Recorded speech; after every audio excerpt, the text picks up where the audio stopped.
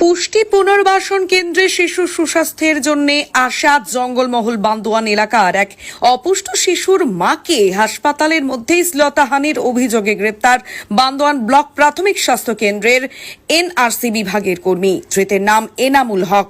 শনিবার বান্দোয়ান থানায় লিখিত অভিযোগ করেন নির্যাতিতা। ঘটনা জানাজানি হতেই গতকাল রাত্রি থেকেই এলাকার মানুষ ভিড় জমান বান্দোয়ান ব্লক প্রাথমিক স্বাস্থ্য কেন্দ্র ও থানাতে।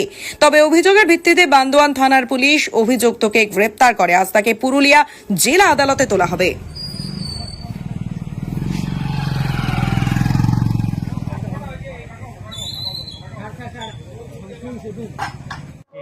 উনি আমাকে খারাপ ব্যবহার করেছে। ওর রুমে ডাকিয়ে যায় আমাকে পাতলা পায়খানার আমি ওষুধ খুঁজেছিলাম, দিয়ে ও আমাকে খারাপ ব্যবহার করেছে। দিয়ে বন্দে মাতরমের দিনেও আমাকে বন্দা দেওয়ার জন্যে তখনও খারাপ ব্যবহার করেছে। আমি তখন ওকে প্রতিবাদ করেছি, বলে আমি তো মা, আমি তো বাচ্চার জন্য এসেছি।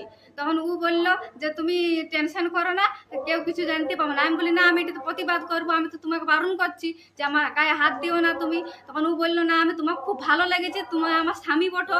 আমি বলি তুমি কি করে ভাবলে যে আমার স্বামী তো বলি আছে, তুমি আমার সাথে এরকম কেন করছো বলি। তখন বলছে না, আমি তোমাকে বলছি ছাড়বো না, আমি খুব ভালোবাসি, আমার বউ আমাকে ভালোবাসে না, আমি তোমার কাছ থেকে ভালোবাসা চাই। আমি বললাম না, এটা কি করে সম্ভব। দিয়ে ওষুধ ওষুধ দিতে যায়, তারপরে আমাকে খারাপ ব্যবহার করেছে। এরপর দিতে যায় তখনও খারাপ ব্যবহার করেছে আমার সাথে। আর ওর